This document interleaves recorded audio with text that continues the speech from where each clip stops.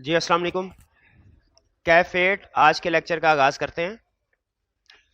Lecture number है जी हमारा 49। आज के लेक्चर में एक तो होम असाइनमेंट हम डिस्कस करेंगे और होम असाइनमेंट के बाद हम नेक्स्ट चैप्टर की तरफ मूव करेंगे, चैप्टर 9। नेक्स्ट चैप्टर की तरफ मूव करने से पहले प्रीवियस लेक्चर में से कोई क्वेश्चन है तो पूछ लीजिए जी।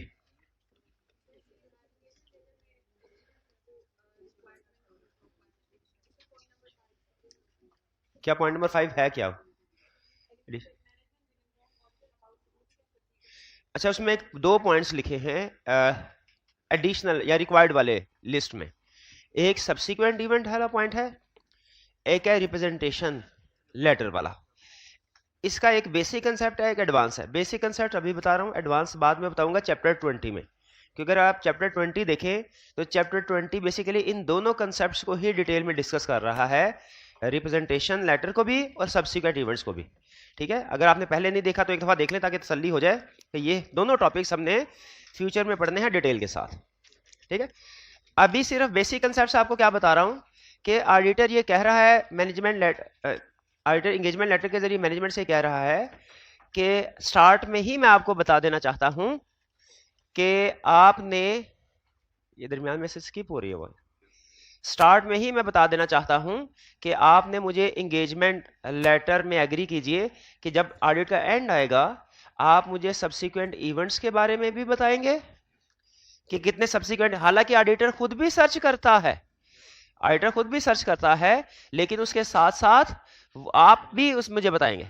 और फिर रिप्रेजेंटेशन में पास कीजिएगा जी। तो हमें वो ये बता रहा है, ऑडिटर इंगेजमेंट लेटर के जरिए ये कह रहा है कि जब एंड ऑफ द ऑडिट आएगा आपने मुझे रिप्रेजेंटेशन लेटर भी देना है और आपने मुझे सब्सिक्वेंट इवेंट्स के बारे में भी बताना है जो इनकर हो गए होंगे। ठीक है, तो ये हम उनको पक्का कर रहे हैं। हालांकि वैसे मैनेजमेंट की बाय डिफॉल्ट रिस्पॉन्सिबिलिटी होती है, जब उन्होंने हमें चैप्टर 2 में मैनेजमेंट रिस्पॉन्सिबिलिटी में पढ़ा कि हर इंफॉर्मेशन प्रोवाइड करेंगे, उसमें रिप्रेजेंटेशन लेटर भी शामिल था, उसमें सब्सिक्वेंट इवेंट की इंफॉर्मेशन भी शामिल थी। लेकिन ये चूंकि ज्यादा अहम चीजें होती हैं तो हम इनको थोड़ा जोर देके एंगेजमेंट लेटर में जिक्र कर देते हैं, ताकि मैनेजमेंट ने अगर ना करनी है ना तो भी कर दे, ये ना ऑडिट के एंड पे ना करे, फिर वो स्कोप लिमिटेशन है, वो डिस्क्लेमर ऑफ विड्रॉल की तरफ जाना पड़ता है हमें, तो वो कोई अच्छी बात नहीं है। इसलिए हम उन्हें कहते हैं भाईजान अगर कोई इसमें इतराज है तो भी बता दें, इसलिए लिख देना चाहिए। क्लियर जी? After the date of auditor's report का मतलब बाद में बताऊंगा जी। और कोई क्वेश्चन? और कोई क्वेश्चन नहीं? चलिए अब हम होम असाइनमेंट की तरफ। क्वेश्चन है जी हमारा क्वेश्चन 3। सर ये क्वेश्चन जी जी पूछिए मेरे भाई। सर एंगेजमेंट लेटर में ना पॉइंट नंबर 5 है कंटेंट ऑफ एंगेजमेंट लेटर, तो जिसमें सर वो एक्सपेक्टेड फॉर्म और कंटेंट ऑफ रिपोर्ट को इंक्लूड करने की बात कर रहे हैं। जी जी सर कंटेंट ऑफ रिपोर्ट तो चले समझ आती है कि हमने कल ही रिप्लाई बता दें कि मिस्टर मीटिंग है किसी और ये सब कुछ, ये तो साइड पे हो गया। ठीक है, सर लेकिन एक्सपेक्टेड फॉर्म ऑडिट से पहले एक सर पर्टिकुलरली और नेसेसरी या लिखा हुआ है मेंशन करना। देखिए फॉर्म मैं समझ, फॉर्म का मतलब यह है एक्सपेक्टेड, उसने रिक्वायर्ड वाले कंटेंट्स में लिखा हुआ है कि expected form and content. Student ने कहा सर मुझे कंटेंट समझ आ गया, फॉर्म का मतलब क्या है? फॉर्म का मतलब यह है, देखें ऑडिट रिपोर्ट के डिफरेंट फॉर्मेट होते हैं। एक फॉर्मेट हमें दिया है आईएसएस ने, एक फॉर्मेट हमें दिया हुआ है कंपनीज एक्ट ने। तो किसी ऑडिट में हम आईएसए वाला फॉर्मेट यूज करते हैं, किसी में कंपनीज एक्ट। अगर स्टैट्यूटरी ऑडिट हो तो कंपनीज एक्ट वाला फॉर्मेट यूज किया जाता है जिसमें वो 4 एडिशनल ओपिनियन आते हैं, याद है ना। और अगर आईएसए, अगर नॉन स्टैट्यूटरी ऑडिट हो तो फिर हम आईएसए वाला फॉर्मेट फॉलो करते हैं। तो ये हम स्टार्ट में उन्हें बता देते हैं कि भाईजान रिपोर्ट जो आपको दी जाएगी वो किस फॉर्मेट में दी जाएगी। ठीक है जी। एक्सपेक्टेड फॉर्म जिसमें आपने कहा था हम लिख देंगे कि इस बार मॉडिफाइड ओपिनियन होगा या ये। हाँ जी बिल्कुल, एक्सपेक्टेड फॉर्म एंड कंटेंट, इससे मुराद कलेक्टिवली यही है कि आईएसए की रिपोर्ट होगी कि कंपनीज एक्ट वाली, और उसके अंदर हमारे ख्याल में क्या क्या चीजें मॉडिफिकेशन इंक्लूड हो सकती है, अगर कोई हो सकती है। जैसे मॉडिफाइड ओपिनियन एक्सपेक्ट करें वो बता देंगे, एमसीओ मैटर उधर मैटर हो वो बता देंगे। ऑडिट से ताल्लुक नहीं है कि जनरल स्टेटमेंट है मेरे भाई ऑडिट से ताल्लुक क्यों नहीं प्यारे भाई, हम इस पॉइंट में क्लाइंट को ये बता रहे हैं कि जब एंड पे हम आपको रिपोर्ट देंगे वो किस शक्लो सूरत की होगी, वो शक्लो सूरत उसे बता रहे हैं भाई ये फॉर्मेट है, इस तरह की होगी रिपोर्ट। ठीक है जी। और कोई क्वेश्चन? चलिए अब आते हैं हम पास्ट पेपर के क्वेश्चन की तरफ। चैप्टर 1, ये चैप्टर 8 है, volume 1। Question 3, discuss the auditor's course of action when a client request to change the existing terms of the audit engagement. Course of action बताना है जब रिक्वेस्ट, कौन रिक्वेस्ट कर रहा है? क्लाइंट रिक्वेस्ट कर रहा है। इसको अंडरलाइन करना है, ये खास तौर पे आपने देखना है। रिक्वेस्ट कौन कर रहा है? क्लाइंट, ऑडिटर नहीं कर रहा। ये रिक्वेस्ट हमेशा के टर्म्स एक दफा एग्री हो जाए तो चेंज करनी है, रिक्वेस्ट हमेशा किसकी तरफ से आती है? क्लाइंट की तरफ से, मैनेजमेंट की तरफ से। उन्होंने कहा जी existing terms of the audit engagement change कर दें। हमारा कोर्स ऑफ एक्शन क्या होना चाहिए? सबसे पहले मुझे बताइए हमारा स्टार्टिंग पॉइंट क्या, क्योंकि अगर स्टार्टिंग पॉइंट सही पिक कर लिया ना तो मेरी तसल्ली हो जाएगी, आगे भी आप सही चलेंगे। हमने स्टार्ट यहाँ से करना है, हमने क्लाइंट से इंक्वायर करना है रीजनेबल जस्टिफिकेशन कि भाई क्यों आप ये कह रहे हैं कि टर्म्स। फिर इसके बाद हमारा आंसर जाएगा दो हिस्सों में। अगर रीजनेबल जस्टिफिकेशन है तो क्या करना है, रीजनेबल जस्टिफिकेशन नहीं है तो क्या करना है। रीजनेबल जस्टिफिकेशन है, टर्म को चेंज करो, रिवाइज प्रोसीजर परफॉर्म करो, रिपोर्ट रिवाइज दो। रिवाइज रिपोर्ट में पुराने प्रोसीजर्स का कोई जिक्र नहीं होना, पुरानी एंगेजमेंट का कोई जिक्र नहीं होना।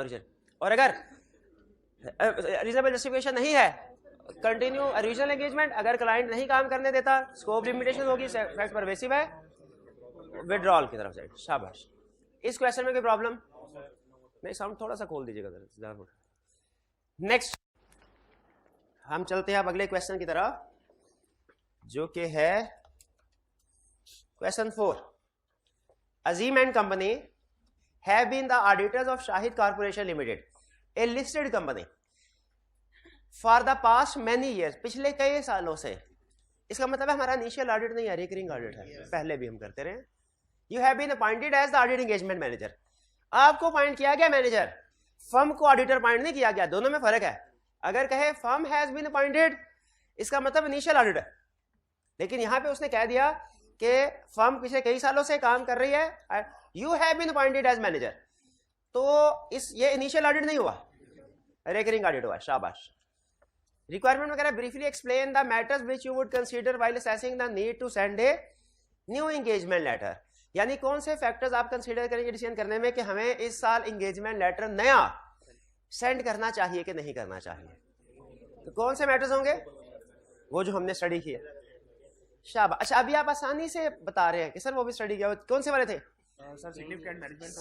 Change in management, change in significant ownership, change in financial reporting framework. बिल्कुल, क्योंकि आपको पता है कि किस चैप्टर का क्वेश्चन है वो भी पता है, किस लर्निंग ऑब्जेक्टिव का क्वेश्चन है वो भी पता है। जब वीकली टेस्ट देंगे तो थोड़ी सी मुश्किल होगी, क्योंकि उसमें आपको चैप्टर का तो पता होगा, लर्निंग ऑब्जेक्टिव का पता नहीं होगा।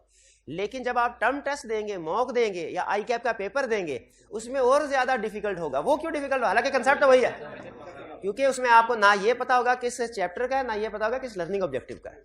तो इसका मतलब ये हुआ कि जितने ज्यादा टेस्ट का सिलेबस बढ़ता जाता है ना, उतना ज्यादा ये असेसमेंट क्लोज टू आई कैप स्टाइल होती जाती है, क्योंकि उसमें आपने ये भी डिसाइड करना होता है चैप्टर कौन सा है, और ये भी डिसाइड करना होता है कि लर्निंग ऑब्जेक्टिव कौन सा है। क्लियर जी? अच्छा, आगे चलते हैं। आप इसमें कोई प्रॉब्लम तो नहीं जी?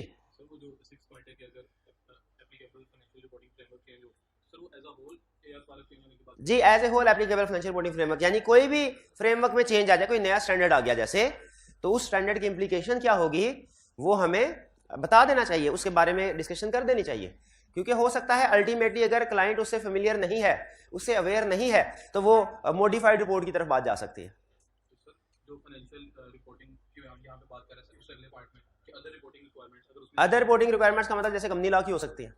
लॉ भी तो फाइनेंशियल स्टेटमेंट्स में रिक्वायरमेंट्स को ऐड करता है ना, आपने पढ़ा होगा लॉ इसमें FR 2 में। हाँ जी। Next question 5। अच्छा, क्वेश्चन 5 एक केस स्टडी है, इसकी रिक्वायरमेंट पढ़ते हैं। तो कह रहा है explain why you would require an engagement letter this year, support your answer with 3 points. क्या आपको इस साल एंगेजमेंट लेटर क्यों जरूरी है, एंगेजमेंट लेटर इशू करना क्यों जरूरी है? 3 पॉइंट्स, कम से कम 3 रीजन बतानी है। रिक्वायरमेंट समझ रहे हैं आप? क्या बताना है हमने कि इस साल एंगेजमेंट लेटर इशू करना क्यों जरूरी है। Support your answer with 3 point.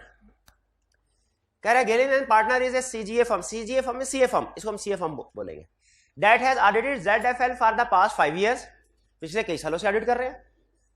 अच्छा, अब आपने इसके थ्रेड की तरफ नहीं चले जाना, क्योंकि रिक्वायरमेंट में नहीं है। ये आपको मैंने बताया ना, सिमिलर इंफॉर्मेशन बहुत से टॉपिक्स में टेस्ट की जा सकती है, हमने बताना क्या है ये रिक्वायरमेंट में डिपेंड करे। During the past year ZFL has grown to include exports to Asia. अब वो ग्रोथ, अब एक्सपोर्ट पिछले साल की निस्बत इस साल एशिया में भी अब एक्सपोर्ट करते हैं। क्या ये रेलिवेंट फैक्टर है? बिल्कुल। साइज एंड ऑपरेशंस में सिग्निफिकेंट इंक्रीज आया है, हमारा ये 1 पॉइंट हो गया। फिर कह रहे हैं the president and controller both retired last year. President किसको कह रहा है? CEO को, और कंट्रोलर किसको कह रहा है? CFO को। ये इनके अल्टरनेट टर्म है, USA वगैरह में, अमेरिकन मार्केट में यूज होते हैं। President and controller both. The new management met with Gulin with this year to discuss this year's audit and hope to reduce the audit fee. ZFL's new management suggested that since the company had अब देखिए वो कह रहा है audit फी reduce करें, तो क्या हमें fees and bases of fees को एक्सप्लेन कर देना चाहिए एंगेजमेंट लेटर में? बेहतर है ना, कहीं ये ना एंड में लड़ाई झगड़ा हो। अब आपको लग रहा है कि उसकी एक्सपेक्टेशन है कि ऑडिट, हालांकि एक्सपेक्टेशन गलत है, क्योंकि हम तो वो तो अंडरकटिंग हो जाएगी। वैसे खुद की ही पिछले ऑडिट अगर किया हो फीस कम, प्रीडिसेसर ऑडिटर से कम फीस नहीं कर सकते, खुद का कर सकते। तो बेहतर है, बिल्कुल मिसअंडरस्टैंडिंग है, फीस वाली बात इंक्लूड कर दें ताकि एंड में लड़ाई झगड़ा ना हो। फिर कह रहे new management ZFL's new management suggested that since the company had received an unqualified audit opinion every year from Gulin, less audit work would be needed this year. जी बताइए, पिछले साल अनमोडिफाइड ओपिनियन दिया था, क्या इस साल हमें अपने प्रोसीजर कम कर लेने चाहिए? याद रखिए ऑडिट प्रोसीजर डिपेंड करते हैं टाइप ऑफ एश्योरेंस पे और रिस्क पे। ऑडिट में प्रोसीजर एक जैसे ही होते हैं, ऑडिट और रिव्यू में डिफरेंट होंगे, रिव्यू में कम, ऑडिट में ज्यादा। और अगर एक ऑडिट की बात करें, एक कंपनी के ऑडिट और दूसरी कंपनी का ऑडिट कर रहे हो, एमसीबी का ऑडिट कर रहे हैं, यूबीएल का ऑडिट कर रहे हैं, क्या प्रोसीजर एक जैसे होंगे? नहीं, एक जैसे नहीं। पुरानी अप्रोच एक हुआ करती थी, उसे प्रोसीजर बेस्ड ऑडिट कहते थे कि अगर एक ही सेक्टर है ना, उसमें हर क्लाइंट के ऊपर एक जैसे प्रोसीजर परफॉर्म करो। फिर वक्त ने हमें सिखाया कि क्लाइंट तो चाहे इंडस्ट्री सेम है, नेचर ऑफ बिजनेस एरियाज भी सेम है, लेकिन रिस्क डिफरेंट है। जिस कंपनी की मैनेजमेंट में हाईली क्वालिफाइड, कंपिटेंट, एक्सपीरियंस लोग हैं, अच्छी प्रैक्टिसेस फॉलो की जा रही है, ट्रेनिंग प्रोवाइड की जाती है, कल्चर अच्छा है, ऑनेस्टी का कल्चर प्रमोट किया जाए, उसमें रिस्क कम है। उसमें रिस्क कम है तो आपके प्रोसीजर भी कम हो गए। जहां पे ये चीजें नहीं है, रिस्क ज्यादा है। तो याद रखिए हमारे प्रोसीजर पिछले साल के रिजल्ट पे बेस नहीं करते, ठीक है? हमारे प्रोसीजर दूसरी कंपनीज को हमने कैसे वेरीफाई किया इस पे बेस नहीं करते। हमारे प्रोसीजर डिपेंड करते हैं इस साल के रिस्क असेसमेंट पे। तो उसकी अंडरस्टैंडिंग सही है कि गलत? अब ऑडिट के बारे में मिसअंडरस्टैंडिंग का शिकार, मिसअंडरस्टैंडिंग को रिमूव करना चाहिए, कैसे करते हैं? ये तीसरी रीजन हो गई। एक रीजन थी एक्सपोर्ट टू एशिया, दूसरी रीजन थी change in president and controller, तीसरी रीजन आ गई है misunderstanding about audit procedures. Fees भी उसके साथ ही, क्योंकि उसने प्रोसीजर और फीस को लिंक किया है रीजन। तो मेरा हाल है एक ही लिखे तो बेहतर, मिला दें, मिला भी सकते हैं, अल्लाह ताला करना चाहे वो भी कर सकते हैं, 4 कर लें।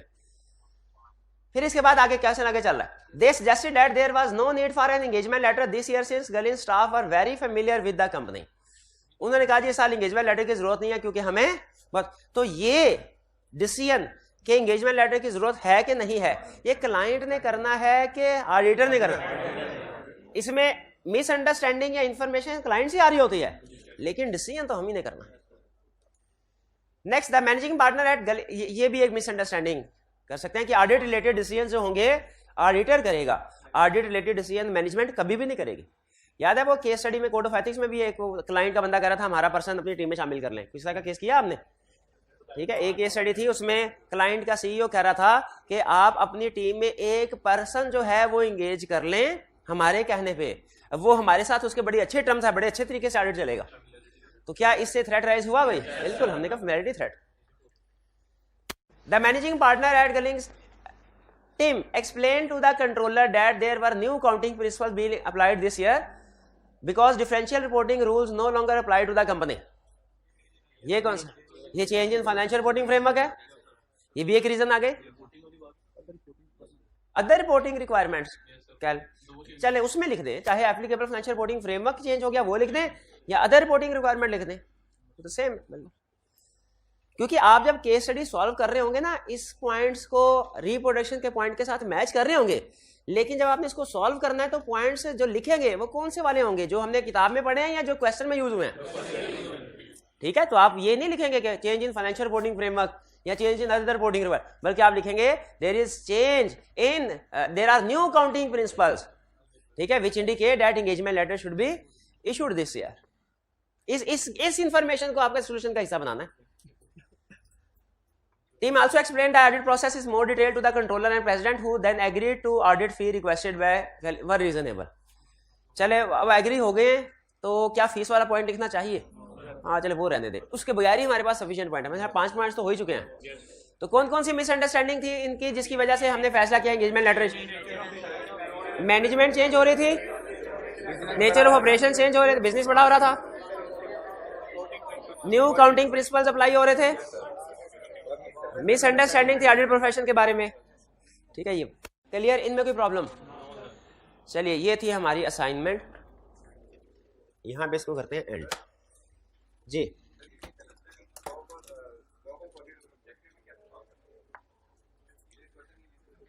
स्कोप के बारे में कैसे हो सकता है, scope and objective of audit में मिसअंडरस्टैंडिंग कैसे हो सकती है? हो सकता है क्लाइंट एक्सपेक्ट कर रहा हो एब्सोल्यूट एश्योरेंस, ठीक है, तो उसको पता ही नहीं ऑडिट का ऑब्जेक्टिव क्या है। ऑडिट का ऑब्जेक्टिव तो रीजनेबल एश्योरेंस है, एब्सोल्यूट एश्योरेंस प्रोवाइड करना ऑडिट का ऑब्जेक्टिव नहीं है। क्लियर जी? चलिए अब हम चल रहे हैं अपने नेक्स्ट चैप्टर की तरफ, जो कि है चैप्टर 9, प्लानिंग एंड ऑडिट। अच्छा आप देखिए, असल में हमारे ऑडिट में जितने भी चैप्टर्स हैं इनको कुछ फेजेस में हमने डिवाइड किया है। कुछ फेजेस में कैसे डिवाइड किया है? जैसे पहले 4 चैप्टर्स जो थे वो बेसिक कंसेप्ट्स थे, ऐसे कंसेप्ट्स जो के जरूरी हैं एडवांस कंसेप्ट्स को समझने के लिए, ठीक। फिर चैप्टर 5 से चैप्टर 8 तक हमारा था एक्सेप्टेंस स्टेज।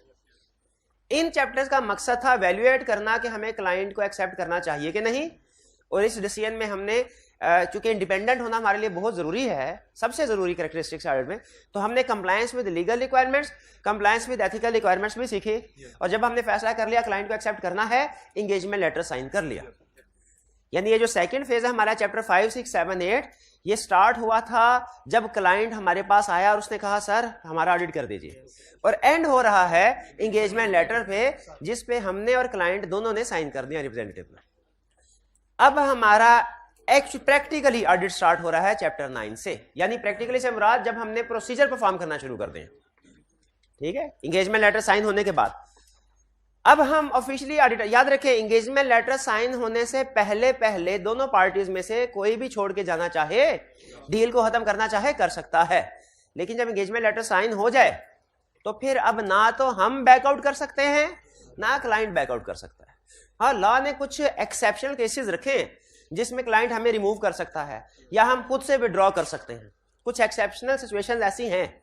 नॉर्मली जब एंगेजमेंट लेटर साइन हो जाए उसके बाद हमने ऑडिट कंप्लीट करना ही करना है, ठीक है जी। अब जो अपॉइंट एक्सेप्टेंस स्टेज के बाद ऑडिट है, इसको नॉर्मली हम 3 हिस्सों में डिवाइड करते हैं, एक है प्लानिंग, एक है परफॉर्मेंस और एक है रिपोर्टिंग। तो अब जो आप प्रोसीजर स्टडी करेंगे वो इन्हीं से रिलेट कर रहे होंगे, प्लानिंग, परफॉर्मेंस, रिपोर्टिंग, और ज्यादातर जो हमारा डिस्कशन होगी वो परफॉर्मेंस के बारे में होगी। जो हमारा चैप्टर 9 है वो प्लानिंग से रिलेट करता है, जिसमें हम ये सीखेंगे हमने ऑडिट की प्लानिंग कैसे करनी है, कैसे प्लान करना है। जैसे आप तैयारी करने से पहले बैठ के अपना शेड्यूल बनाते हैं ना, कि इस दिन ये काम करना है, इस टाइम से लेके इस टाइम तक ये सारी चीजें, परफॉर्म हो पाता है कि नहीं वो अलग चीज है, लेकिन प्लान तो सारे करते होंगे। चैप्टर 9 वो प्लानिंग है। चैप्टर 9 में बैठ के ऑडिटर वो प्लान करता है कि मैंने आगे क्या प्रोसीजर परफॉर्म करने हैं। ऑडिटर के जो प्रोसीजर्स होते हैं चैप्टर 9 में प्लान कर लिया ना, उसके बाद चैप्टर 10 से ऑनवर्ड क्या करना है भला, प्रोसीजर परफॉर्म करना। जो ऑडिटर के प्रोसीजर्स होते हैं वो कितनी तरह के होते हैं? जो ऑडिटर टोटल प्रोसीजर परफॉर्म करता है कितनी तरह के प्रोसीजर होते हैं? जी मेरे भाई बताइए, कितनी तरह के प्रोसीजर होते हैं? 3 तरह के। कौन कौन से? Types of procedure, substantive procedure, test of control, risk. ये उल्टा ऑडिट कौन सिखा गया आपको? मैंने तो सीधा सिखाया था। ये उल्टा जवाब ठीक है लेकिन कंसेप्ट गलत है। पहले रिस्क असेसमेंट प्रोसीजर, फिर टेस्ट ऑफ कंट्रोल्स, फिर बाद सब्सटेंटिव प्रोसीजर्स, ठीक है जी। ये 3 तो प्लानिंग करने के बाद, प्लानिंग में हम यही डिसाइड करना है किस किस एरिया पे क्या क्या प्रोसीजर परफॉर्म होने चाहिए, हमारी टीम में कौन से लोग शामिल होंगे, ऑडिट शुरू कब करना है, खत्म कब करना है, किन एरियाज के ऊपर फोकस करना है, किन में रिस्क ज्यादा है, एक्सपर्ट वगैरह को साथ लेके जाना है कि नहीं जाना। इस तरह के बड़े मटीरियलिटी लेवल क्या होगा पूरे, इस तरह के जो बड़े बड़े डिसीजंस हैं वो हम प्लानिंग स्टेज पे करेंगे कि करना क्या है। अब जो एक्चुअली करना है वो क्या होगा हमारे परफॉर्मेंस स्टेज। प्लानिंग में परफॉर्मेंस में फर्क समझ आ रहे हैं? प्लानिंग में क्या, प्लानिंग में वो चीजें हम करते नहीं है, सिर्फ प्लान कर रहे हैं कि करना है। एक्चुअली प्रोसीजर परफॉर्म करेंगे आप नेक्स्ट चैप्टर्स में। अगले 3 चैप्टर्स हमारे इन्हीं से रिलेट कर रहे हैं। एक चैप्टर हमारा रिलेट करेगा, खुद सोचे प्लानिंग के बाद हमारा एक चैप्टर किससे, अगले 3 चैप्टर किससे रिलेट, रिस्क असेसमेंट से, शाबाश। दूसरा रिलेट करेगा टेस्ट ऑफ कंट्रोल से, फिर रिलेट करेगा सब्सटेंटिव प्रोसीजर।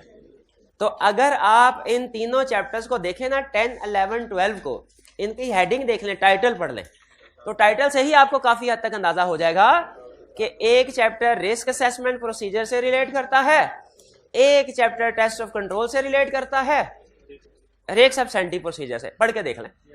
यानी ये सिखा रहे हैं आपको चैप्टर 9 में जो कुछ आपने सीखा, प्लान किया है, 10, 11, 12 में उसको आप परफॉर्म करेंगे।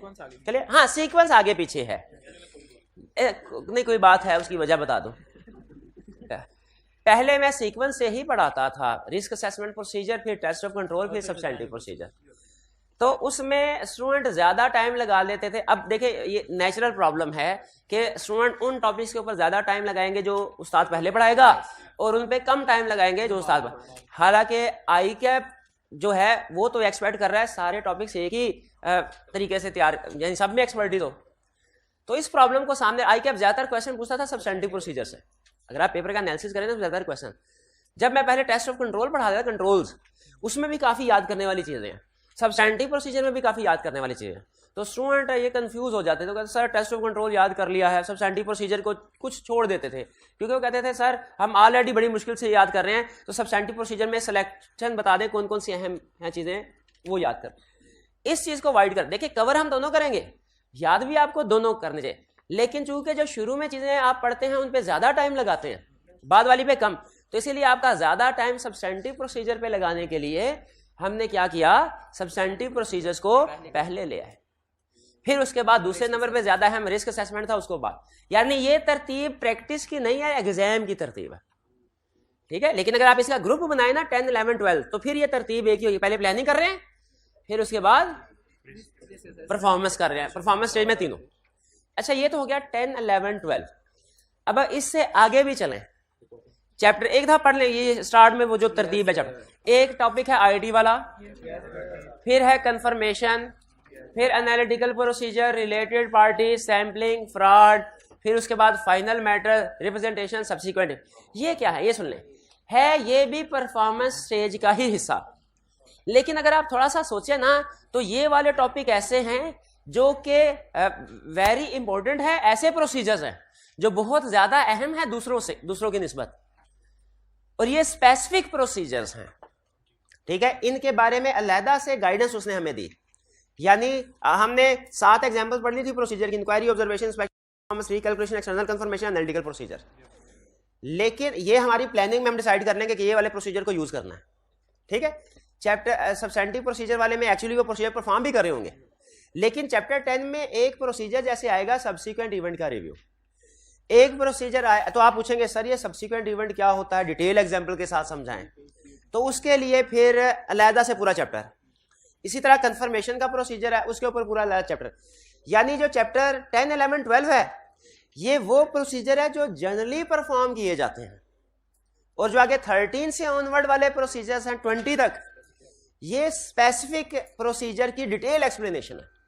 यानी ये सारे प्रोसीजर आप इन अल्फाज को 10, 11, 12 में भी पढ़ रहे होंगे, लेकिन इन सब की डिटेल एक्सप्लेनेशन आपको तो बेसिकली चैप्टर 9 प्लानिंग का है, चैप्टर 10 से 12 तक परफॉर्मेंस के प्रोसीजर हैं, जनरल कंसेप्ट, और 13 से ऑनवर्ड स्पेसिफिक।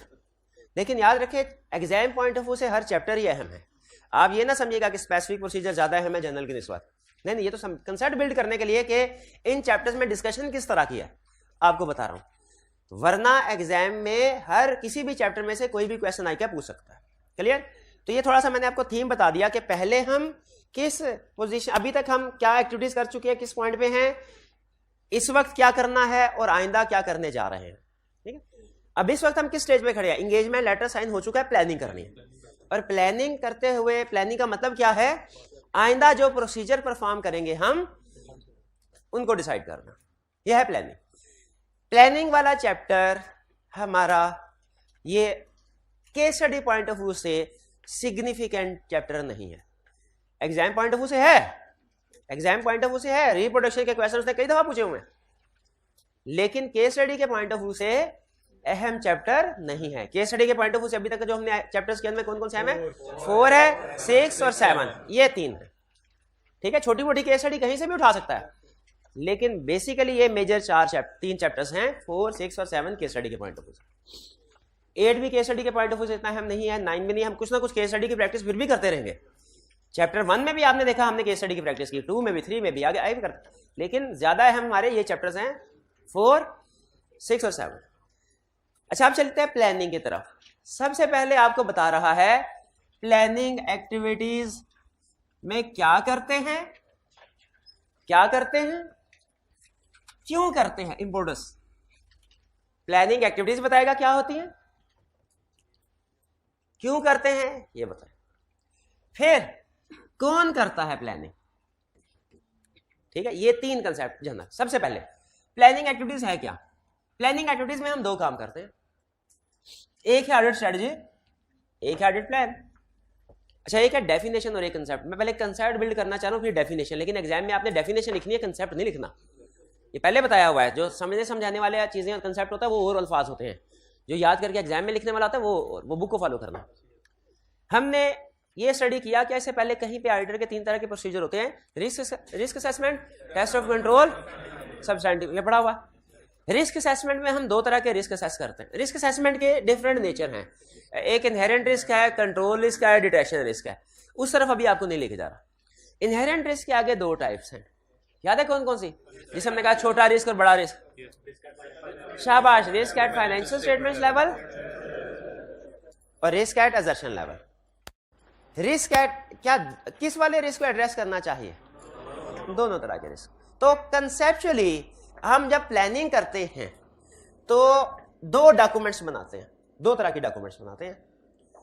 एक बनाते हैं आप, जैसे आप जब प्लानिंग कर रहे होते हैं ना, तो एक प्लानिंग तो जनरल कर रहे होते हैं कि पूरे दिन में मेरे पास कितने आवर्स हैं, किस किस टाइम पे मैंने पढ़ना है, किस टाइम खाना खाना है, किस टाइम नमाज पढ़ने जाना है। ठीक है, कोई फॉर एग्जाम्पल और एक्टिविटी, टीवी वगैरह देखना है तो वो क्या टाइम।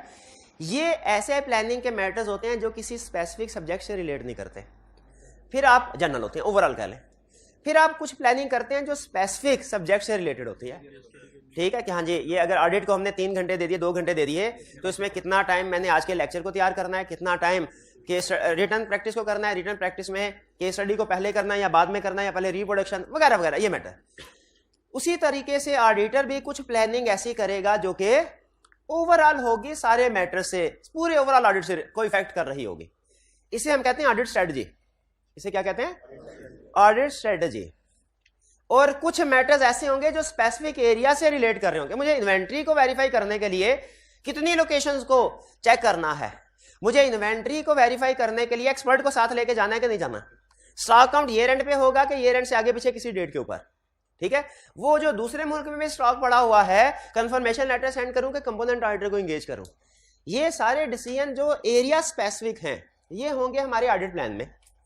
और हमारी टीम कितने लोगों की होनी चाहिए, हमें ऑडिट शुरू कब करना चाहिए, इस ऑडिट में मटेरियलिटी लेवल क्या रखना है, कौन कौन से एरियाज हैं वो ज्यादा रिस्की हैं। ठीक है, ये सारे ब्रॉड लेवल के डिसीजन। फाइनेंशियल रिपोर्टिंग फ्रेमवर्क कौन सा है, क्या कुछ इंडस्ट्री स्पेसिफिक रिक्वायरमेंट्स है, जैसे बैंक्स के केस में कुछ स्टेट बैंक की तरफ से भी रिक्वायरमेंट्स होती हैं। ये वाली कंसीडरेशन अगर ऑडिटर सोचता है क्या ये स्पेसिफिक एरिया से रिलेट कर रही हैं, ये ओवरऑल डिसीजन है। ये ओवरऑल फाइनेंशियल रिपोर्टिंग फ्रेमवर्क कौन सा है, टीम कितने लोगों की लेके जानी है, टीम में ज्यादातर लोग सीनियर हो या जूनियर हो, डेडलाइन क्या है ऑडिट रिपोर्ट की, मटेरियलिटी लेवल क्या होना चाहिए। याद रखें मटेरियलिटी लेवल किसी एक एरिया का नहीं बल्कि ओवरऑल प्रॉफिट की बेस पे है, तो वो सारी वही इन्वेंटरी स्टूडेंट कहने लगा सर इनकम के लिए स्टेटमेंट में वही, बैलेंस शीट के लिए भी वही, हाँ वही ओवरऑल है। तो ये जो डिसीजन ओवरऑल होते हैं ये ऑडिट स्ट्रेटजी, और जो स्पेसिफिक एरिया से होते हैं वो क्या, प्लान। तो जब हम प्लानिंग करते हैं, प्लानिंग तो 2 डॉक्यूमेंट्स प्रिपेयर करते हैं, एक का नाम है ऑडिट स्ट्रेटजी और एक का नाम है ऑडिट प्लान।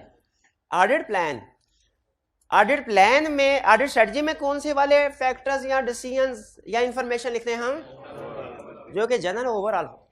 ये पूरे ऑडिट में सिर्फ एक डॉक्यूमेंट होती है। और ऑडिट प्लान में कौन से प्रोसीजर, स्पेसिफिक एरिया से रिलेटेड। ठीक है, ये पूरे ऑडिट में जितने एरियाज होते हैं ना फाइनेंशियल स्टेटमेंट्स में, हर एरिया का अलग ऑडिट प्लान बनता है। ऑडिट प्लान हो सकता है 40-50 हो किसी ऑडिट में, ऑडिट स्ट्रेटजी एक ही होगी। क्लियर जी, यही वो समझा रहा है कि आप प्लानिंग एक्टिविटीज क्या हैं, प्लानिंग हमने पहले क्या बता रहा है, हम ऑडिट परफॉर्म करने से पहले प्लानिंग करेंगे, बिल्कुल करेंगे। प्लानिंग में क्या करेंगे, प्लानिंग एक्टिविटीज। प्लानिंग एक्टिविटीज क्या होती है, 2 डॉक्यूमेंट्स प्रिपेयर करनी है, एक ऑडिट स्ट्रेटजी, एक ऑडिट प्लान। ऑडिट स्ट्रेटजी क्या होती है, audit strategy sets scope, timing and direction of engagement.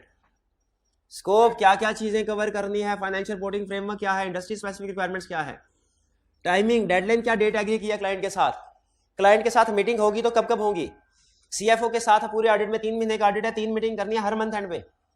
ये चीजें एग्री, ताकि जो सिग्निफिकेंट इश्यूज आ रहे हैं साथ साथ डिस्कस करके उनको निपटाते जाए, बजाय ये कि एंड तक हम डिले कर लें। डायरेक्शन ऑफ एंगेजमेंट क्या होगी, हमारा रिस्क क्या है, मटेरियलिटी लेवल क्या है, जिससे हमें पता चले हमने किन एरियाज के ऊपर ज्यादा फोकस करना है। डायरेक्शन का मतलब हमारी एफर्ट्स किस एरिया की तरफ डायरेक्टेड होंगी। ये डिसीजन है जो कि किसी स्पेसिफिक एरिया को सामने रख के देंगे। हाँ, अल्टीमेटली ये इफेक्ट नहीं को करेंगे।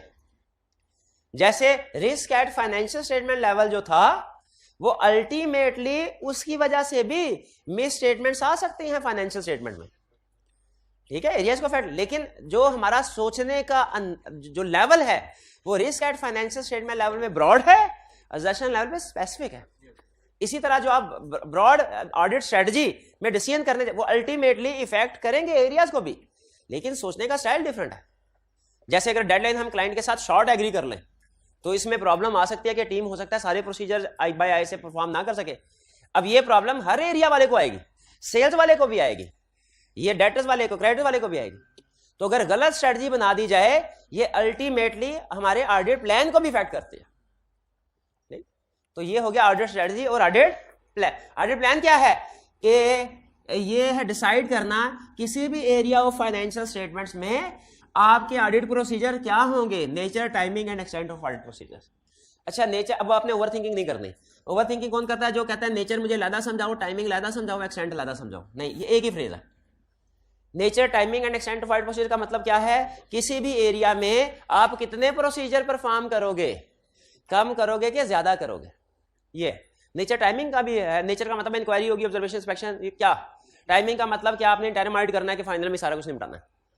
एक्सटेंट का मतलब प्रोसीजर कितने कम के ज्यादा। लेकिन आपने नेचर, टाइमिंग, एक्सटेंट को एक सिंगल फ्रेज के तौर पे लेना। क्लियर हो गया।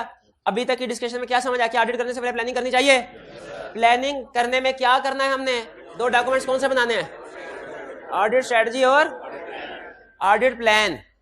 और ऑडिट स्ट्रेटजी, ऑडिट प्लान में कंसेप्चुअली फर्क क्या है, कंसेप्चुअली रटा छोड़े। ऑडिट स्ट्रेटजी ओवरऑल मैटर्स के बारे में डिसीजन करना है, और ऑडिट प्लान स्पेसिफिक एरिया के बारे में, जैसे सेल्स के बारे में। शाबाश, बेहतरीन। अगर एग्जाम में आई क्या पूछे तो जाहिर है रटे वाला कंसेप्ट बताएंगे। रटे वाला कंसेप्ट क्या है, क्या ऑडिट स्ट्रेटजी क्या है, 3 अल्फाज जरूर लिखने हैं, स्कोप, टाइमिंग, डायरेक्शन। और ऑडिट प्लान क्या है, nature, timing and extent of audit procedure for every area of financial statements.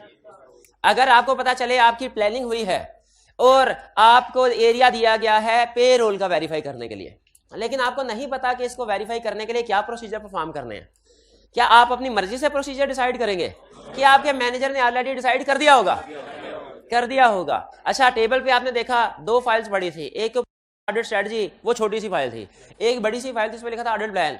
आपने अगर ये देखना है पे रोल के जो प्रोसीजर मैंने परफॉर्म करने हैं वो किस जगह पे है, कौन सी फाइल खोलेंगे, ऑडिट प्लान। ऑडिट प्लान अगर डॉक्यूमेंट खोलेंगे, फाइल खोलेंगे, उसके अंदर कितने सफ़े लगे होंगे, बहुत सारे, हर एरिया का अलहदा। आपने कौन से वाला पिक करना है, पे रोल का, और अपनी अलहदा से फाइल बनाई होगी, उसमें उसकी कॉपी लिखा देनी है।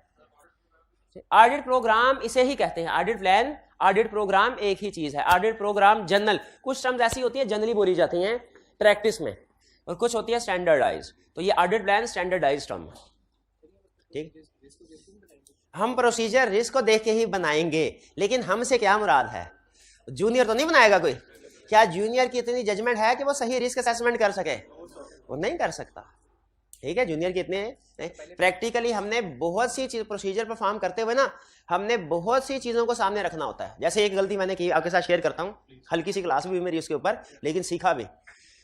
हमारा क्लाइंट था, उसकी कुछ ब्रांचेस थी कराची में, लोकेशन वेयर हाउस थे, उसने स्टॉक रखा हुआ था, उसकी फिजिकल वेरिफिकेशन करने थे। हमारी फर्म का एक ऑफिस कराची ऑफिस में था, तो मैं चूंकि उस एरिया का सीनियर था, तो मैंने सिलेक्शन करके बतानी थी कि कौन कौन से डिपोज ऐसे हैं जहां पे टीम स्टॉक काउंट करने के लिए जाएगी। उनके पूरे शहर में कोई मेरा ख्याल है 60 के करीब वेयर हाउस थे। मैंने क्या किया, सिलेक्शन की बेस, मैंने उनकी लिस्ट बनाए, उनको असेंडिंग ऑर्डर में, डिसेंडिंग ऑर्डर में अरेंज किया, टॉप 10 स्टोर उठा लिए जिनमें ज्यादा स्टॉक पड़ा हुआ था। हालांकि फर्क थोड़ा थोड़ा था, जैसे फॉर एग्जांपल बड़ी दुकान है तो 2000 यूनिट्स पड़े होंगे, छोटी दुकान है तो कोई 1000 पड़े होंगे, 1200 पड़े होंगे, थोड़ा थोड़ा फर्क था। मैंने जब लिस्ट भेज दी तो उधर से मैनेजर ने मुझसे पूछा आप कभी कराची आए हैं? मैंने कहा इस सवाल का तो प्रोसीजर से ताल्लुक ही कोई नहीं। मैंने कहा नहीं सर जी कराची आए तो नहीं, आपको कैसे पता चला?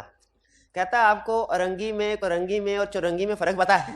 मैंने कहा मेरी जाने वाला कभी गया है नहीं। मैंने कहा सर मुझे नहीं पता। कहता सर एक स्टॉक है, आपने जो सिलेक्शन किया है ना वो सिलेक्शन इस तरीके से किया है, एक स्टॉक अकाउंट के लिए हमें कराची के एक कोने में जाना पड़ रहा है और दूसरे के लिए दूसरे कोने में जाना पड़ रहा है। हालांकि अगर आप थोड़ा सा 50 यूनिट कम कर देना तो हम करीब ही उसको वेरीफाई भी कर सकते हैं। अच्छा, इसमें अगर तो रिस्क ज्यादा होता ना, मैं अपनी सिलेक्शन कभी चेंज ना करता, रिस्क ज्यादा, लेकिन रिस्क ज्यादा नहीं था। तो मुझे बताइए क्या हमें थोड़ी सी एक्सटेंट बढ़ाने के लिए एक एरिया में अपने प्रोसीजर्स को डबल कर देना चाहिए, बल्कि डबल से भी ज्यादा नहीं?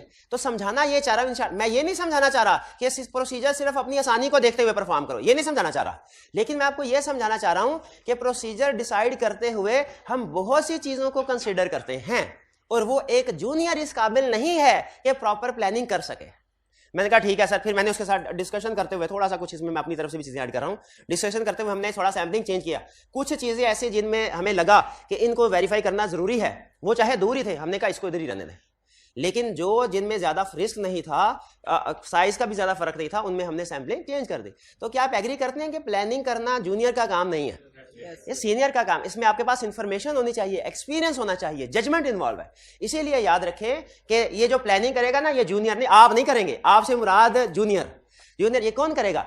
सीनियर में वो ये बता के लिख देंगे कि ये प्रोसीजर परफॉर्म करने हैं, फाइल में लगा देंगे। प्रोसीजर किसने परफॉर्म करने हैं? आपने, ठीक है। और प्रोसीजर याद रखें, प्रोसीजर ऑडिट प्लान के ऊपर ही परफॉर्म नहीं कर दिए जाते, ऑडिट प्लान के ऊपर होती है इंस्ट्रक्शंस। ये प्रोसीजर परफॉर्म होते हैं अलहदा से, उन्हें कहते हैं वर्किंग पेपर या ऑडिट डॉक्यूमेंटेशन। उनके ऊपर हम फिर रेफरेंस लगा देते हैं हम कि ये हमारे ऑडिट प्लान में स्टेप नंबर 1 था, उसके ये प्रोसीजर, स्टेप नंबर 2 था, ये प्रोसीजर, ठीक है। तो बताइए प्लानिंग में इन्वॉल्व कौन होता है? या एंगेजमेंट पार्टनर होता है और other senior team member, junior members नहीं, वरना वो अपने लिहाज से हो सकता है गलत डिसीजन कर लें। थ्योरेटिकल कंसेप्ट प्रैक्टिस में अप्लाई जरूर होते हैं, लेकिन प्रैक्टिस में और भी बहुत सी चीजें होती हैं जिनको कंसीडर करना होता है। भाई समझ आ गई आपको प्लानिंग एक्टिविटीज क्या है? अच्छा, आपने नोट किया ऑडिट प्लान और ऑडिट प्लानिंग में फर्क है। ऑडिट प्लान स्पेसिफिक डॉक्यूमेंट का नाम है और ऑडिट प्लानिंग एक एक्टिविटी है जो हमने करनी। अच्छा, 3 टर्म्स हैं, बल्कि 4 टर्म्स हैं। एग्जाम में आपने मैं अब आपको इनका डिफरेंस नहीं बताऊंगा, आपने खुद सर्च करना है, वो टर्म्स लिख लीजिए। अब मैं रैंडम करके बताऊंगा, तरतीब से बताया ना तो फिर भी आपको कंसेप्ट कुछ क्लियर हो जाएगा। रैंडम करके preconditions for audit, premise for, दूसरी टर्म प्रीमाइज फॉर ऑडिट, तीसरी term acceptance and continuous procedures, चौथी term planning activities, continuous procedures, और चौथी टर्म प्लानिंग एक्टिविटीज। फिर से सुन लीजिए, प्री कंडीशंस 4 टर्म, पहली प्री कंडीशंस फॉर ऑडिट, दूसरी टर्म प्रीमाइज फॉर ऑडिट, तीसरी term acceptance and continuous procedure, और चौथी टर्म प्लानिंग एक्टिविटीज। कोई क्लास में स्टूडेंट ऐसा है जिसे ये चारों टर्म्स डिफरेंट है, इनमें जो कंसेप्ट है वो डिफरेंट, रिलेटेड है बट डिफरेंट, मिलता जुलता है बट डिफरेंट। क्या किसी को पता है इन चारों में? पूछूंगा नहीं, क्या किसी को पता है कि इनमें डिफरेंस है? क्या कितने स्टूडेंट्स को पता है? हाथ उठाए जरा। ये घर जाके आपने देखना है कि कौन सी टर्म किस चैप्टर में इस्तेमाल हुई है और इसमें क्या चीजें, क्योंकि आई कैप एग्जामिनर कमेंट्स में ये कहता है कि मैं पूछता एक टर्म हूं, स्टूडेंट बता दूसरी देते हैं। वैसे इसमें अगर एक और भी ऐड कर लें, ऑडिट प्लान, प्लानिंग के साथ ऑडिट प्लान। अब खुद सोचे, अगर एग्जाम में कहें ऑडिट प्लानिंग को एक्सप्लेन करो, यहां कहें ऑडिट प्लान को एक्सप्लेन करो, तो सेम कंसेप्ट थोड़ा ही है। जिसका ऑडिट हल्की आंच वाला है वो लगेगा एक ही कंसेप्ट है, ठीक है, वो तुक्का लगाएगा, मे भी निशाने पे लग जाए, मे भी ना लगे। लेकिन जिसको इन स्पेसिफिक टर्म्स का मतलब पता है लहदा क्या है, वो स्पेसिफिक।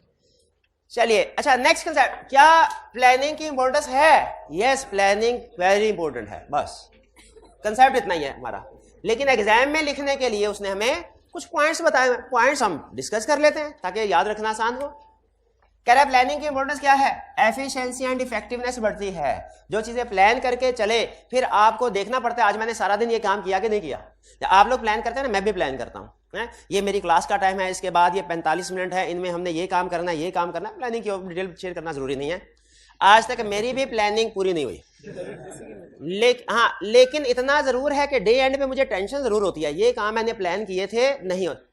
अगले दिन के लिए थोड़ी सी रिवीजन कर लेता हूं। भाई व्हाट्सएप ग्रुप में सवालों के जवाब देने के लिए मैंने 30 मिनट लगाए थे, इसमें मेरे 50 मिनट लग गए, ठीक है, तो मैंने थोड़ा सा उसको प्लानिंग को चेंज कर दिया, ठीक है। इसी तरह लेक्चर प्लान बताया कि कल वाले दिन क्या, अगले दिन पहले देख लेना चाहिए कि अगले दिन हमने क्या पढ़ाना है, क्या क्वेश्चन असाइनमेंट पे देने हैं। असाइनमेंट देने में, हाँ, ये ऑडिट की असाइनमेंट तैयार करने में थोड़ा ज्यादा टाइम लगता है लेक्चर प्लान में, क्योंकि इसमें 2 तरह की बुक्स देखनी पड़ती है, 12th एडिशन भी 11th भी, और कभी कभी अगर गलती से 11th एडिशन की असाइनमेंट 12th बुक है तो आप शोर मचा देते हैं।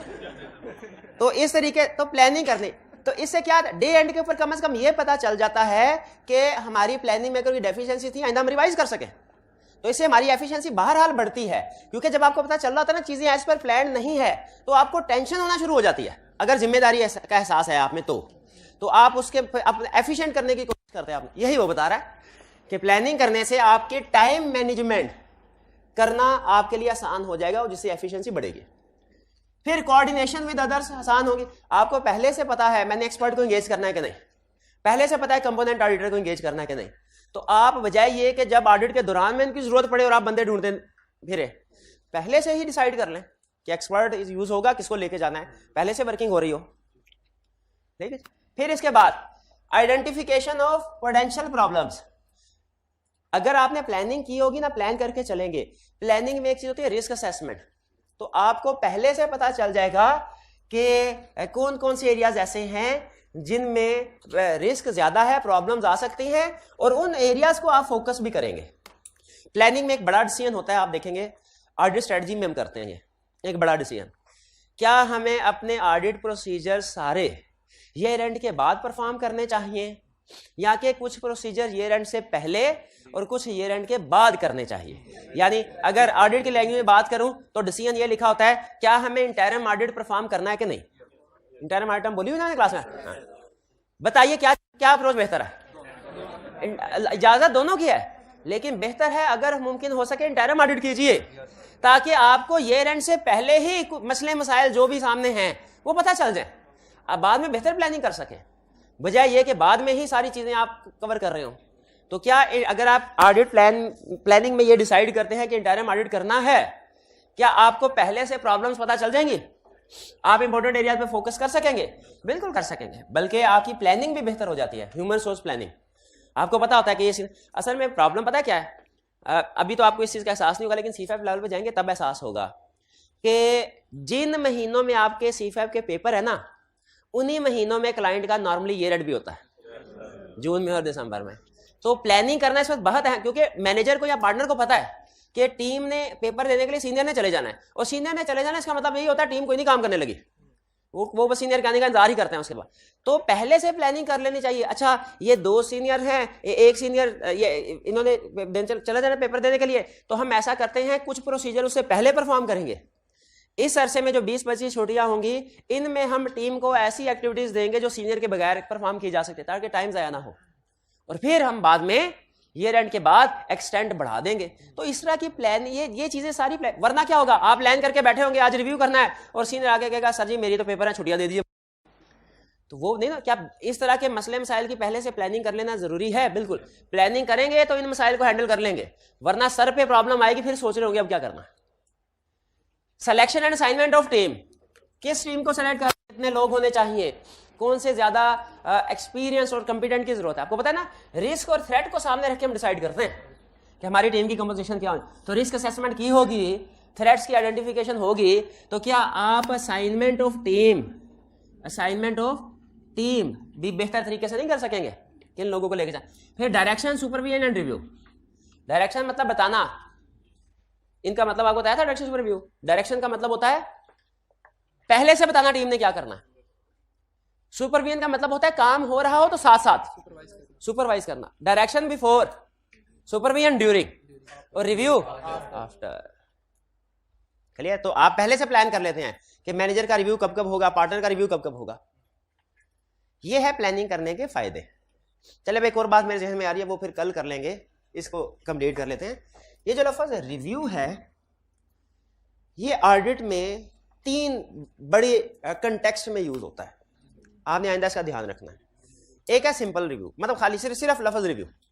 लफ्ज रिव्यू का मतलब है कि किसी भी जूनियर का काम कोई सीनियर चेक करेगा। फर्म का स्ट्रक्चर कुछ इस तरह का होता है कि ऐसा नहीं होता कि किसी भी बंदे ने काम कर लिया ना तो वो फाइनल कर दिया जाता है। हर बंदे का काम कम अज कम 1 सेकंड पर्सन जरूर रीचेक करता है कि क्या ये ISS के मुताबिक, हमारे प्लान के मुताबिक प्रोसीजर परफॉर्म किए गए हैं कि नहीं। एक जैसे जूनियर है, इसके काम को रिव्यू करेगा सेमी सीनियर, सेमी सीनियर के काम को और जूनियर के काम को रिव्यू करेगा सीनियर, और फिर जूनियर के काम को, सेमी सीनियर के काम को और सीनियर के काम को रिव्यू करेगा मैनेजर। अब मैनेजर भी बाज़ औक़ात एक मैनेजर होता है, एक सीनियर मैनेजर भी होता है, तो सीनियर मैनेजर भी रिव्यू करता है। और फिर जूनियर के काम को सेमी सीनियर, सीनियर और मैनेजर के काम को रिव्यू करेगा पार्टनर। एंगेजमेंट, तो रिव्यू का मतलब है with in the engagement team senior person junior के काम को रीचेक करे, यह है सिंपल रिव्यू। एक होता है क्वालिटी कंट्रोल रिव्यू, या उसे इंडिपेंडेंट रिव्यू भी बाज़ औक़ात कहते हैं। क्वालिटी कंट्रोल रिव्यू क्या होता है कि पूरी एंगेजमेंट के काम को, अब देखें पार्टनर के काम का भी तो रिव्यू होना है, पूरी एंगेजमेंट टीम के काम को एक इंडिपेंडेंट पर्सन चेक करे कि ये काम ठीक हुआ है कि नहीं, इसे कहते हैं क्वालिटी कंट्रोल रिव्यू। लेकिन क्वालिटी कंट्रोल रिव्यू याद रखिए, अब एडिशनल पॉइंट बता, 2 तरह के होते हैं। एक वो जो ICAP करता है, एक वो जो firm with in the firm होता है। विद इन द फर्म है लेकिन दूसरी टीम करती है, ये बात समझ आ रही है? विद इन द फर्म, लेकिन जैसे अगर मैंने अपने काम का रिव्यू करवाना है तो एक होता है इंटर्न के मैंने सही प्लान किया है कि नहीं, काम किया है कि नहीं। एक है इंटरनल, एक है इंटरनल क्वालिटी कंट्रोल रिव्यू। क्या है कि मैं इस कॉलेज के अंदर ही कोई दूसरा टीचर है उसको चेक करा रहा हूं, सर ये देखने में कोई ब्लंडर तो नहीं है। और एक्सटर्नल क्वालिटी कंट्रोल रिव्यू क्या है, कॉलेज से बाहर, जैसे ICAP आके चेक करे सही पढ़ा रहे हैं कि नहीं। तो इंटरनल है और एक एक्सटर्नल। क्वालिटी कंट्रोल रिव्यू 2 तरह के होते हैं। हमारे सिलेबस में क्वालिटी कंट्रोल रिव्यू शामिल है, लेकिन ये है इंटरनल। एक्सटर्नल आप CFAB लेवल पे सीखेंगे। ये इसका चैप्टर ढूंढ सकते हैं, मुझे बता सकते हैं कि वो कौन सा चैप्टर है जो क्वालिटी कंट्रोल रिव्यू से डील करता है? 23। इसमें हम यही सीखेंगे कि क्वालिटी कंट्रोल रिव्यू किसको करना चाहिए और कैसे करना चाहिए। चैप्टर 23 में हमने क्या सीखना है? क्वालिटी कंट्रोल रिव्यू किसको करना चाहिए और कैसे। ये पता चल गया आपको क्वालिटी कंट्रोल रिव्यू होता क्या है? चलिए, तो 2 टर्म्स मैंने समझाई, एक रिव्यू, क्वालिटी कंट्रोल रिव्यू, दोनों में फर्क है, क्लियर? तीसरी term review engagement. Review engagement एक टाइप ऑफ एंगेजमेंट ही डिफरेंट है, इसमें लिमिटेड एश्योरेंस प्रोवाइड की जाती है, ठीक है। हालांकि रिव्यू एंगेजमेंट में भी रिव्यू होता है और रिव्यू एंगेजमेंट में भी क्वालिटी कंट्रोल रिव्यू हो सकता है, ठीक है। तो ये तीनों टर्म में फर्क समझ आ गया आपको। अब आइंदा आपको बताने की वजह, आइंदा आपने एहतियात से इन टर्म्स को यूज करना है। अगर किसी जगह रिव्यू आना था, आपने रिव्यू एंगेजमेंट लिख दिया या रिव्यू एंगेजमेंट क्वालिटी का, तो आपका वो पॉइंट गलत हो जाएगा, ठीक है जी। ज्यादातर वैसे टर्म पूरे ऑडिट में हम कौन सी यूज करते हैं? ज्यादातर वो रिव्यू वाले, ठीक है। एक चैप्टर आएगा उसमें रिव्यू एंगेजमेंट के टर्म यूज करेंगे, वो चैप्टर कौन सा भला? देखा फिर वही गलती की। 22, 23 है क्वालिटी कंट्रोल रिव्यू और 22 है रिव्यू एंगेजमेंट। यही तो फर्क बताने थे आपको, यही तो फर्क, ठीक है। तो कोई नहीं सीखते हुए ऐसे हो जाता है। देखिए, क्लास में गलती करना हमेशा बेहतर है एग्जाम में गलती। तो कोशिश करें क्लास में या टेस्ट में ज्यादा से ज्यादा गलतियां करें, क्यों? जितनी ज्यादा गलतियां करेंगे उतना ज्यादा लर्निंग होगी कि आइंदा ये गलती नहीं करनी, ठीक है जी। रिव्यू एंगेजमेंट में लिमिटेड एश्योरेंस प्रोवाइड की जाती है, बिल्कुल ऐसे ही भाई। अच्छा, क्या हमारे पास इस बात का कोई सबूत होगा कि हमने प्लानिंग की है? ICAP, अब सुनिए, ICAP external quality control review करने आ गया, या कोई हमारा इंटरनल क्वालिटी कंट्रोल रिव्यू करने आ गया। उसने आते ही पहला सवाल पूछा, उसने कहा प्रोसीजर बाद में चेक करूंगा, प्लानिंग की थी? हम की थी, कहेगा साबित करो। हमारे पास क्या एविडेंस होगा? डॉक्यूमेंट्स। हम कहेंगे ये सर ये ऑडिट स्ट्रेटजी है, ऑडिट स्ट्रेटजी है, और ये ऑडिट प्लान, दोनों तरह के डॉक्यूमेंट्स होंगे ना, वो देख लेगा। क्या ये स्ट्रेटजी और प्लान रिवाइज हो सकता है? जैसे आपका हर रोज रिवाइज होता है ना, नहीं हर रोज नहीं, हर हफ्ते। बाकी कितने दिन आ गए हैं, बाकी कितने दिन आ गए हैं, 100 दिन रह गए हैं, 100 दिन में 20 चैप्टर करने हैं प्लानिंग की। फिर इसके बाद क्या, 90 दिन रह गए, 90 दिन में 19 चैप्टर करने हैं प्लानिंग रिवाइज रिवीजन इसी चीज का नाम है। फिर 50 दिन में 16 चैप्टर, फिर 30 दिन में 12 चैप्टर्स, ठीक है। और साथ साथ दूसरों से पूछते भी है सीनियर से, क्या 30 दिन में 12 चैप्टर हो सकते हैं? हो सकते हैं। हाँ तो रिवीजन हो बिल्कुल, तो रिवीजन हो भाई, ऑडिट प्लान या ऑडिट स्ट्रेटजी रिवाइज हो सकती है ना। अच्छा मुझे बताइए, क्या हमें उस रिवीजन को भी डॉक्यूमेंट करना चाहिए कि नहीं? बिल्कुल करना चाहिए। ये हैं जी हमारे audit planning. Next learning objective हम कल के लेक्चर में करेंगे जी। कोई क्वेश्चन है पूछ लीजिए। 1 मिनट है, हाइब्रिड में से क्वेश्चन है, हाइब्रिड क्लास में जी, पूछिए मेरे भाई जी, क्वेश्चन पूछिए मेरे भाई।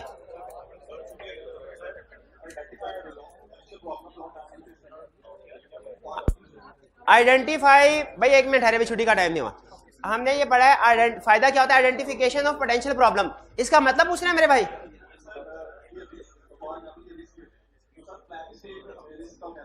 हाँ शाबाश, उन्होंने कहा सर आपने यहाँ पे बात की कि प्लानिंग करेंगे तो हमें जो पोटेंशियल प्रॉब्लम यानी रिस्क हो रहा है पहले से आइडेंटिफाई हो जाएंगे, हम उनको बेहतर तरीके से फोकस कर सकेंगे कि किन एरियाज के ऊपर फोकस करना है। तो प्लानिंग स्टेज पे क्या रिस्क असेसमेंट हो सकती है? इसका जवाब है रिस्क असेसमेंट हो सकती है।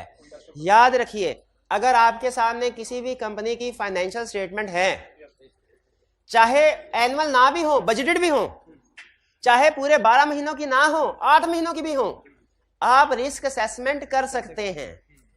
सिर्फ भाई अगर आपने पिछले साल की इनकम स्टेटमेंट इस साल की इनकम स्टेटमेंट को कंपेयर किया, पता चला पिछले साल की निस्बत इस साल सेल्स कम है, रिस्क हो गया कि नहीं? ये आपको क्लाइंट फॉर सबसे पहला काम ही क्लाइंट जो करता है ना इंगेजमेंट लेटर के बाद, वो हमें फाइनेंशियल स्टेटमेंट्स की कॉपी देता है। बजटेड हो, कंप्लीट हो तो एनुअल, वरना बजटेड या जितनी भी इंटरम होती है। पिछले तो हम सेल्स कम है तो रिस्क है, इन्वेंट्री नहीं बिक रही, एनआरवी भी आएगी। डेटर्स पिछले साल की निस्बत ज्यादा है, रिस्क है, कलेक्शन नहीं हो रही, प्रोविजन फॉर बैड डेट। तो हम याद रखें प्लानिंग स्टेज पे भी रिस्क असेसमेंट कर सकते हैं। कैसे? फाइनेंशियल स्टेटमेंट सामने होंगी उसके जरिए से, और फाइनेंशियल स्टेटमेंट से रिस्क असेसमेंट करवाना ये मैंने सिखाना है आपको, हमारे सिलेबस का हिस्सा है। गैस कीजिए ये रिस्क असेसमेंट किस चैप्टर में सीखेंगे हम? किस चैप्टर में सीखेंगे? चैप्टर 11 में, चैप्टर 11 में, ठीक है जी। टेस्ट ऑफ कंट्रोल भी कर सकते, बिल्कुल कर सकते, बिल्कुल कर सकते जी। और कोई क्वेश्चन? चलिए आज का लेक्चर यहाँ पे खत्म करते हैं। अल्लाह हाफिज़।